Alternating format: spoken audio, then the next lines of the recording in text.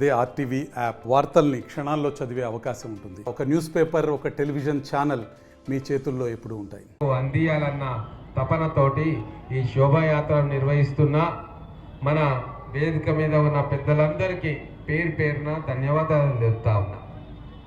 మన భాష, మన సంస్కృతి, మన లిపి, ఈ మూడింటిని కూడా మనం కాపాడుకుంటేనే మన చరిత్ర, మన సంస్కృతి భావితరాలకు పోతుంది. అందుకోసమే ఈరోజు మన బంజారా బిడ్డలు నా దగ్గరకు వచ్చిండ్రు. ఉద్యోగ సంఘాలకు సంబంధించిన పెద్దలు, ఇక్కడ ఉన్న తులసిరామ్ నాయక్ గారు, ఇంకంతా పెద్దలందరూ కూడా వచ్చి ఒక కోరిక కోరిండ్రు.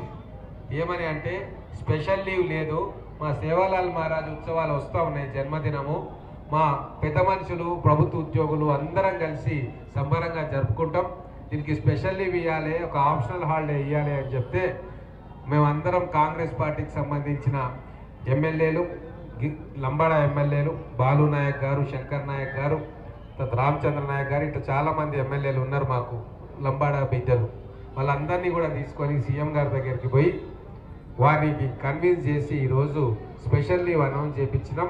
అందుకే అందరు ఉద్యోగస్తులు కూడా ఈరోజు మన లంబాడా బిడ్డలు కూడా ఈ కార్యక్రమంలో పాల్గొంటున్నాం.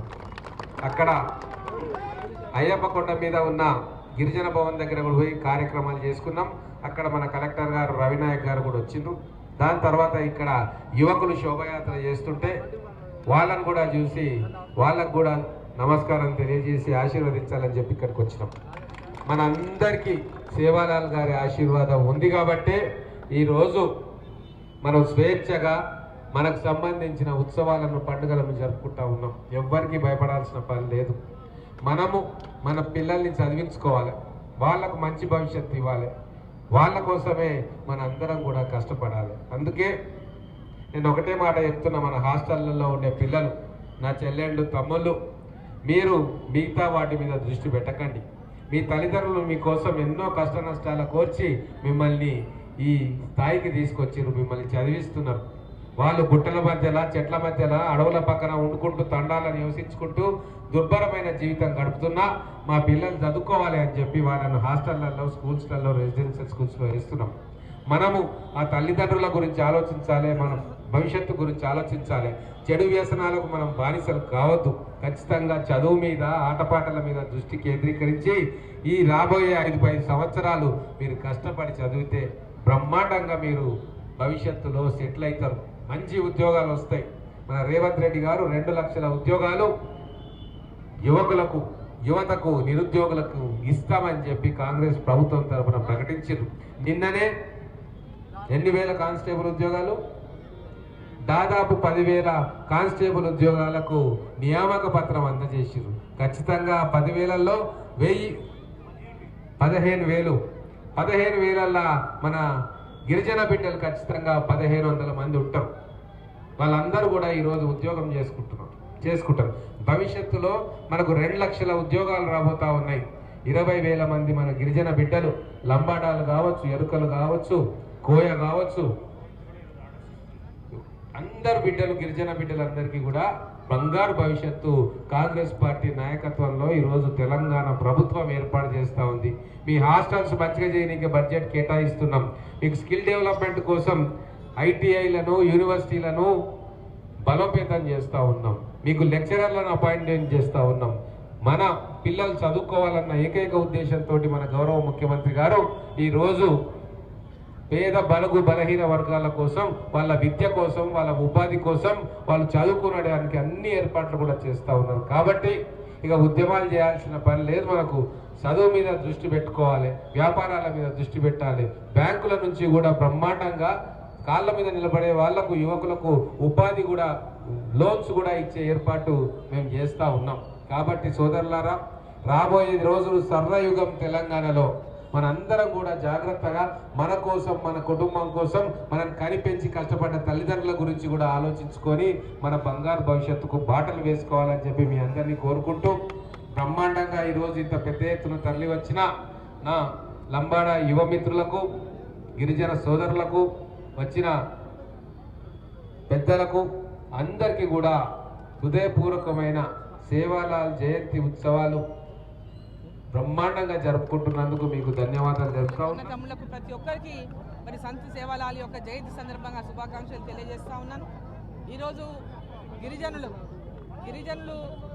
పెద్ద ఎత్తున ఈరోజు అన్ని రంగాల్లో కూడా ఈరోజు ముందుకు పోతున్నటువంటి నేపథ్యంలో మరి రాజకీయ రంగంలో కూడా ప్రతి ఒక్కరూ మోదీ గారు ప్రధానమంత్రి నరేంద్ర మోదీ గారు ఒక గిరిజన బిడ్డ అయినటువంటి ఒక గిరిజన బిడ్డను ఇవాళ ఈ దేశానికి రాష్ట్రపతిగా మరి అందించినారంటే మరి ఈరోజు గిరిజన బిడ్డలే ఈరోజు పెద్ద ఎత్తున మా యొక్క జాతికి చెందినటువంటి మరి ద్రౌపది ముర్ము గారు ఇవాళ ఈ దేశానికి రాష్ట్రపతిగా ఉన్నారంటే ప్రతి ఒక్కరూ గర్వపడేటటువంటి విధంగా మరి జాతి మొత్తం గర్వపడే విధంగా ఈరోజు మరి దేశానికి రాష్ట్రపతిగా మరి ద్రౌపది నరేంద్ర మోదీ గారి యొక్క ప్రభుత్వం మరి సమయం తీసుకొని దాదాపు నెల రోజుల నుంచి రాష్ట్రంలో డాన్సులు నేర్పిస్తున్నటువంటి హరి మాస్టర్ కూడా ప్రత్యేక ధన్యవాదాలు తెలియజేస్తున్నాము. సమ్మక్క సారలమ్మ పేరుతో ఆ యొక్క గిరిజన యూనివర్సిటీకి పేరు పెట్టి మరి ఈ రోజు అడవి దేవతలైనటువంటి సమ్మక్క సారలమ్మ ప్రతి ఒక్కరము కూడా మరి ఆశీర్వాదం కూడా తీసుకుంటున్నటువంటి పెద్ద ఎత్తున తెలంగాణ సమ్మక్క సారలమ్మ పాల్గొని ఆ దేవత ఆశీర్వాదం కోసం ప్రతి ఒక్కరు కూడా తాతాలాడుతున్నారు. పేరు మీద గిరిజన యూనివర్సిటీ స్థాపించిండ్రు. మరి గిరిజనుల యొక్క అభివృద్ధి కోసం అహర్నిశలు భారతీయ జనతా పార్టీ కేంద్ర ప్రభుత్వం పూర్తిగా వారి యొక్క విద్యాపరంగా వైద్యపరంగా అన్ని రంగాల్లో కూడా వాళ్ళ రాజకీయ రంగంలో అన్ని రంగాల్లో కూడా వారు రాణించాల్సినటువంటి లక్ష్యంతో భారతీయ జనతా పార్టీ నరేంద్ర మోదీ వారికి అండగా ఉంటుందని చెప్పి సందర్భంగా నేను తెలియజేస్తా ఉన్నాను. మరోసారి ప్రతి ఒక్కరికి కూడా సంత్ సేవాలాల్ మహారాజ్ యొక్క జయంతి సందర్భంగా శుభాకాంక్షలు. ఈరోజు గిరిజనుల ఆరాధ్య దేవుడు సేవలాల్ మహారాజ్ ఉత్సవాన్ని అధికారికంగా జరుపుకుంటున్నామంటే ప్రభుత్వంలో వచ్చిన తర్వాతనే గిరిజనుల కోరిక మేరకు అధికారికంగా జరుపుకోవాలని చెప్పి జీవో ఇష్యూ చేయడం జరిగింది. అదే కాకుండా హైదరాబాద్లో గిరిజన భవనాన్ని ముఖ్యంగా మహబూబ్నగర్లో ఈ గిరిజన ఉత్సవాన్ని ఎక్కడంటే అక్కడ గెస్ట్ హౌల దగ్గర చేసి ఆ రోజు మా నాయకులందరూ కలిసి మా గిరిజన నాయకులందరూ కలిసి ఒక గుడి కావాలంటే ఈరోజు 2000 గజాల్లో మంచి గుడి ఏర్పాటు చేసుకుంటున్నాం. 40 లక్షల గుడి ఏర్పాటు కోటి 10 లక్షలతో మంచి భవనాన్ని కూడా ఏర్పాటు చేసుకున్నాం. హాస్టళ్ళు విద్యా సంస్థలతో పాటుగా ఇంకా గిరిజనులకు కావాల్సిన అనేక సౌకర్యాలు గ్రామ పంచాయతీ చేస్తున్నాం.